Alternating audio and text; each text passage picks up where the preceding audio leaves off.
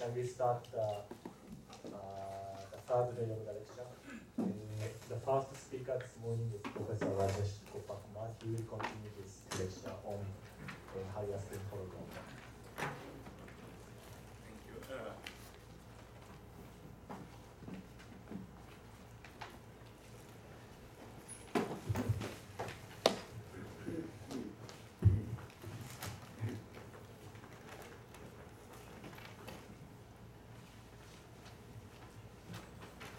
Okay,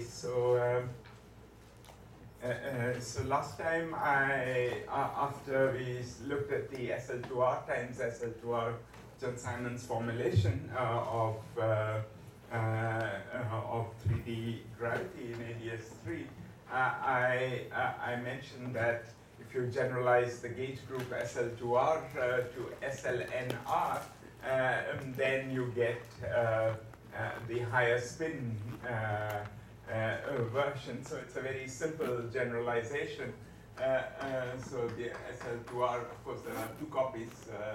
So if you generalize to SLNR, the gauge group, so I claim this.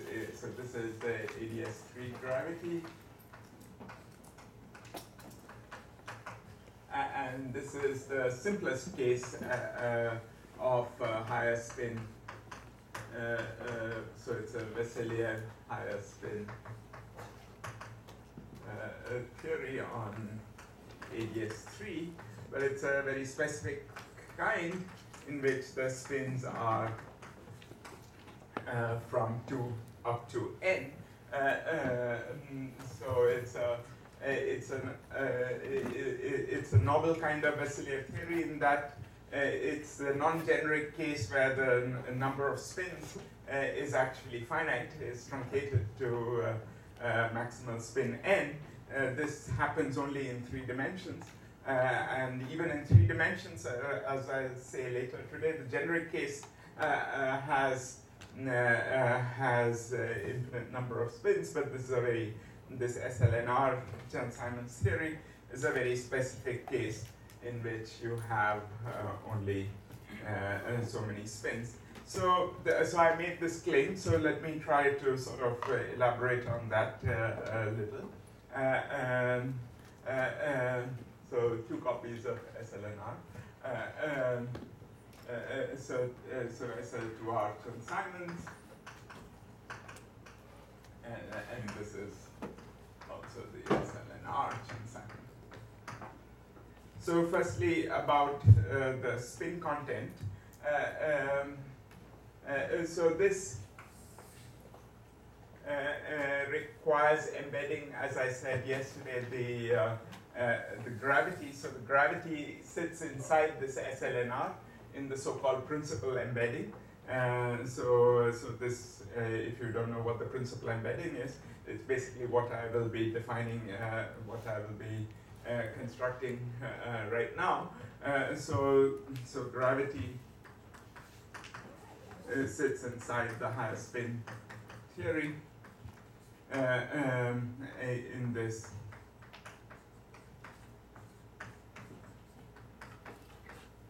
so this is the sort of the principal embedding.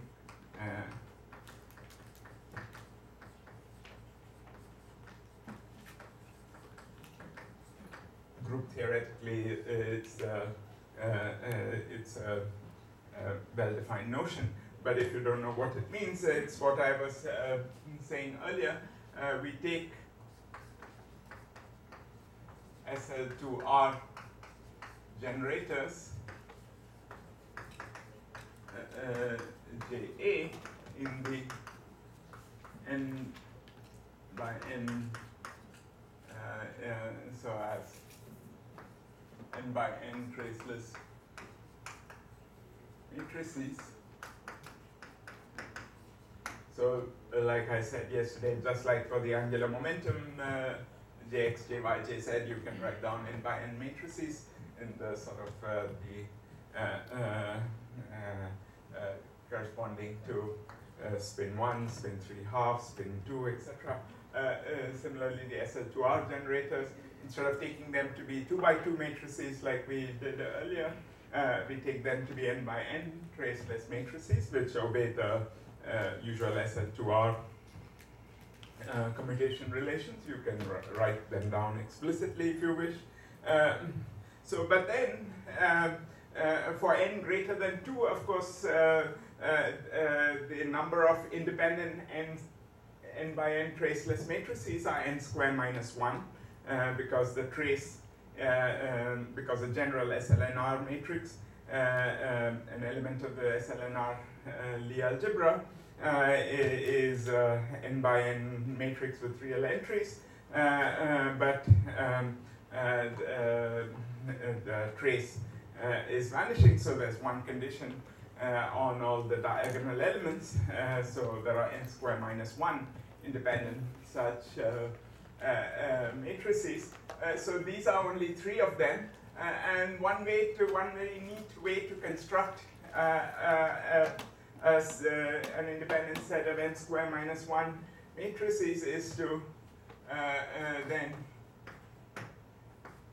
take GAB, which is equal to JB minus, let's say, 2/3 eta AB times J square.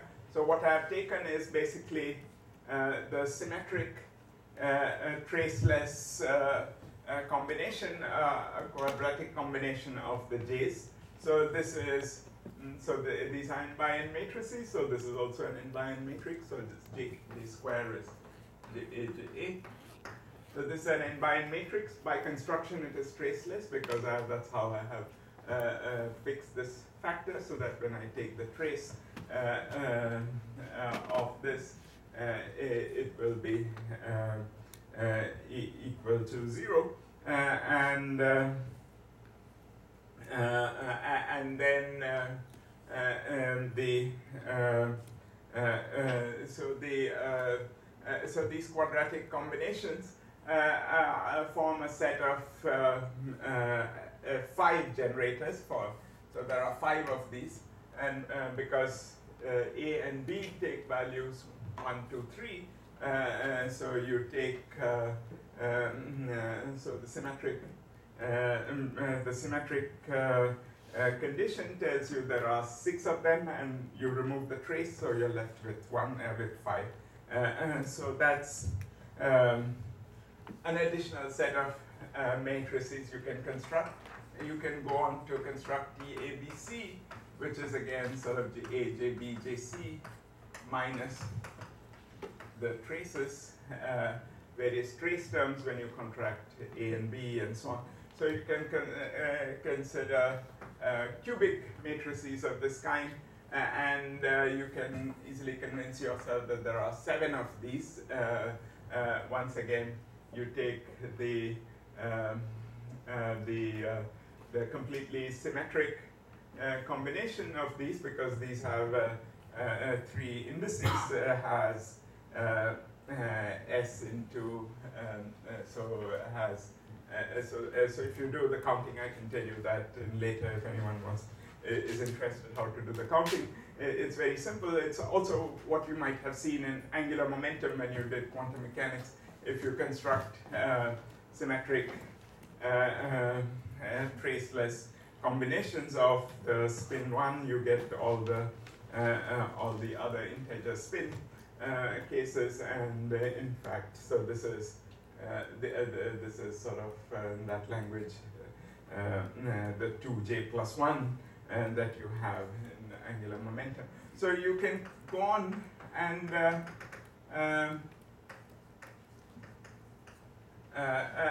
construct a similar symmetric combination of n minus 1 such j's minus various traces,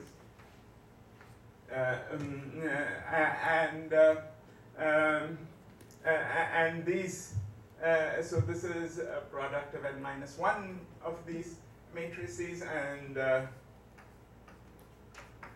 there are 2n minus 1 again if you do the general counting, and these are all independent matrices because in an n-by-n matrix, the typical relation that you have between the typical relation that you have between the matrices, the characteristic polynomial is of order n. So all the combinations that you can build up to n minus 1 are all independent. So these are all independent.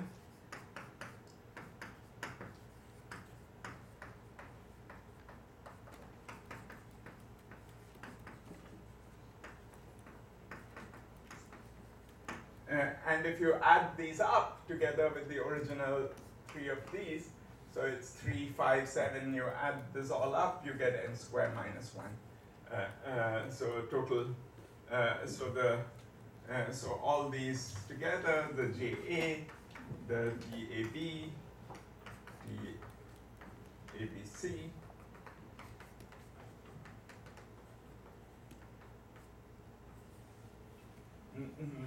these total up to n squared minus 1, and these are, this is a convenient basis of SLNR. This is a convenient way to think of SLNR, that these are the basis of the Lie algebra of SLNR, and the SL2R is sitting inside this SLNR, so this is the SL2R.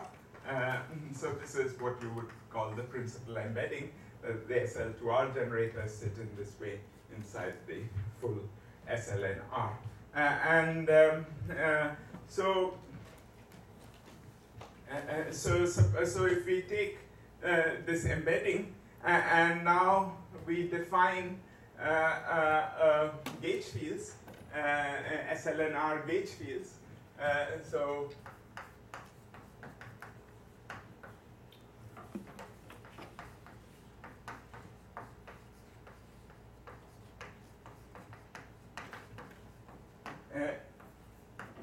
A and A tilde.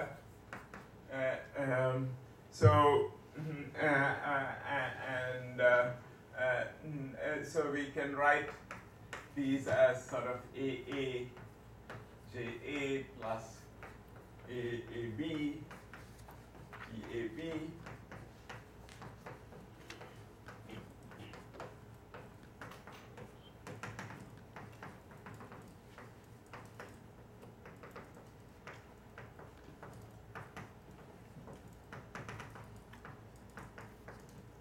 So you can expand each of these, let's say we expand A and similarly for A tilde. Because these are gauge fields in the Lie algebra of SLNR, you can expand them in this basis that I just described to you. And these are the individual components. And we identify this. We continue to identify this with the gravity part of the SLNR. So this, remember, we identify as omega A minus 1 over L EA. And so this was, so this is the gravitational field by and the spin connection. But now we see that there are additional components to the gauge field and not just the gravity piece. There are all these others. So this, we can define a new one form which carries two tangent space indices, AB. So we define, again, A tilde has a similar expansion. So we define, for instance, A tilde A, TA. So this is omega A plus 1 over L EA. So the sum and differences of the A and A tilde define for you the omega and the E, and similarly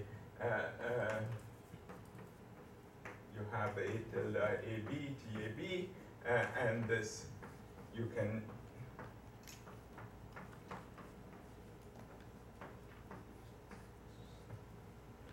use to define. so on and so forth.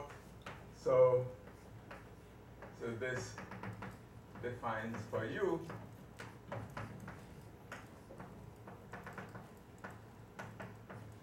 so these are generalized spin connections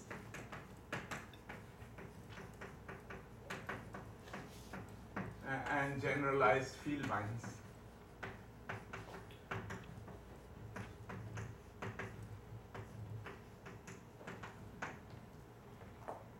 So they are generalized because they are they continue to be one forms.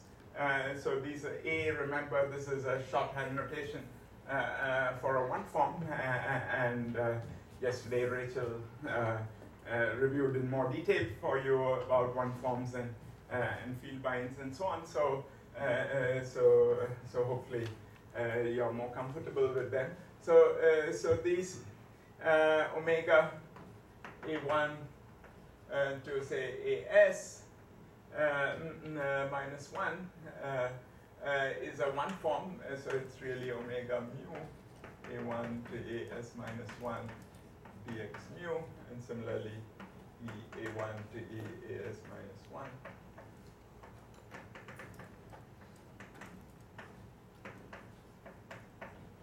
So these are objects which carry, in general, some number of tangent space indices and one coordinate space index. And S goes from 2 up to n. And so you have these sort of generalized field binds, and so these are generalized field binds and the generalized spin connections in so you have a whole family of these now, not just the metric, the original gravitational one. And you can see that now that these can be in fact associated with these can be associated with higher spin fields. So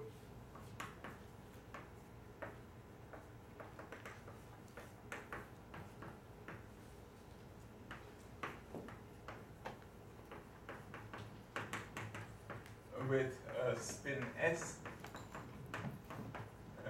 field in the metric formulation.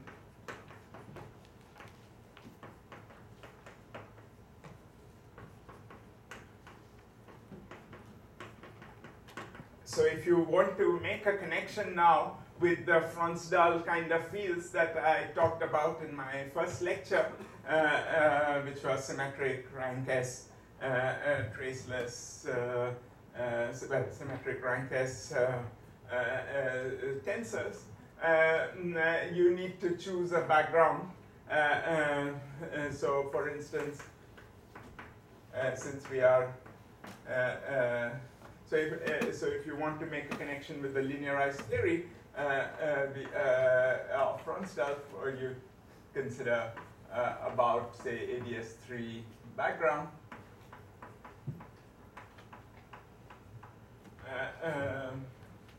So if the ADS3 background has some particular value of the background spin connection, so I'll call that E bar, very much like you saw yesterday, the background field bind denoted in the same way. So this is a fixed background field bind. You can write it out explicitly in whatever coordinates you want for ADS 3. We can construct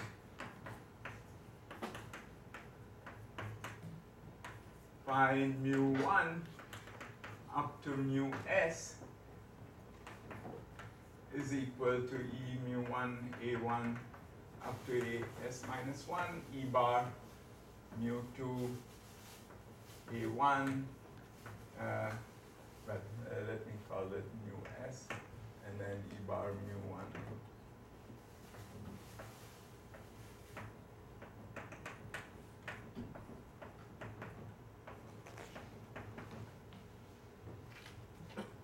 So by using this background field bind, you can construct a quantity which is a rank S tensor, and you can symmetrize over all the indices. So you symmetrize over all the indices, and you can construct this tensor. And in fact, when I talk about the equations of motion, one can show that this quantity will obey the linearized Franz-Stahl equations of motion that I wrote down earlier. So in particular, associated to these, so you see that so this EAB, you can associate, so EAB mu gets associated to some phi mu nu lambda by this sort of prescription. You can lower these coordinate space indices, trade them for the tangent space indices, you can trade them for this. So you get a spin 3 field from here, and similarly this will lead to a spin 4 field all the way up to, so for S minus 1 indices, together with this you get this is, as I wrote over there, corresponds to phi mu1 up to mu s, symmetric tensor, and so you can associate these. So therefore, the E mu A1 to AS minus 1, this collection from S equal to 2 to N correspond to higher spin fields of spin 2 up to N. So that's why with this sort of principal embedding of the SL2R in SLNR, the field binds, the generalized field binds here correspond to the generalized sort of metric generalized spin S field. But you also have the omegas, the generalized spin connections, and those also correspond to, so those were not there in our earlier formulation, simply because it's just like in the usual metric formulation, we don't usually add the spin connection as an independent variable. We use the torsion-free condition to write the Christoffel symbol, the Christoffel connection in terms of the metric. Similarly, over here, so in the metric formulation, we didn't encounter this, but in this frame formulation, you're forced to consider these generalized connections as well. But when we write down the equations of motion, there'll be as I'll just say in a moment, there'll be generalized torsion conditions which will enable you to solve for those generalized field binds in terms of the metric fields. But this is the and so these are the spin fields, and in fact, one can see that under an SLNR gauge transformation,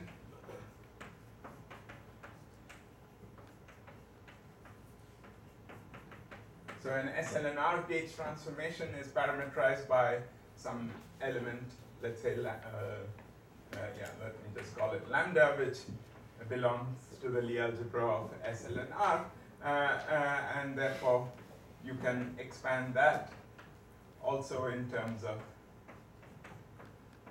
now this is not a form, this is just a function. A gauge transformation is just an element, infinitesimal gauge transformation. So there's an infinitesimal gauge transformation. That's just an element of the Lie algebra, so I can expand it.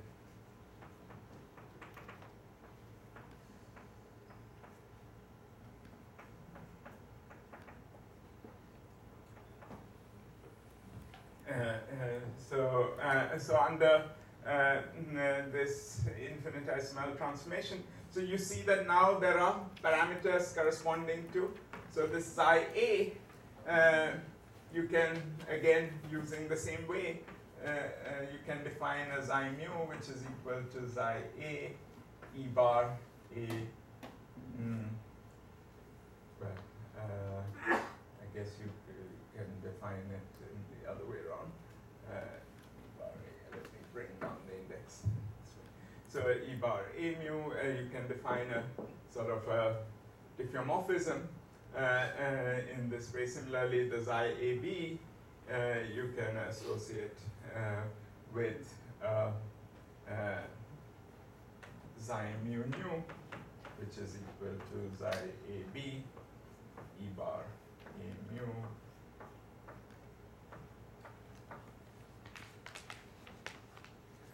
So for each of these, so you see the gauge parameters of my SLNR gauge transformation can be put in correspondence with gauge parameters in my more conventional form, which is exactly what we saw in that the gauge parameter for this was a spin S minus 1, a rank S minus 1 tensor, and that's what you have because these have one less indices. So, and in fact, one can write down expanded about this background. One can show that under this gauge transformation, the linearized Frans-Dahl gauge symmetry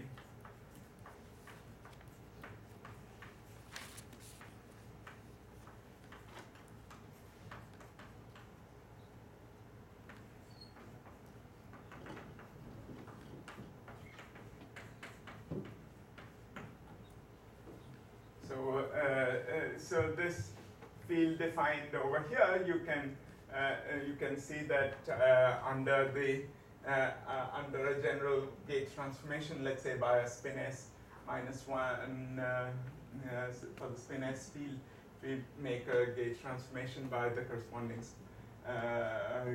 parameter, the spin S minus 1 quantity zeta. The linearized gauge symmetry is exactly like what you have, what I wrote down here, namely phi mu 1 mu s goes to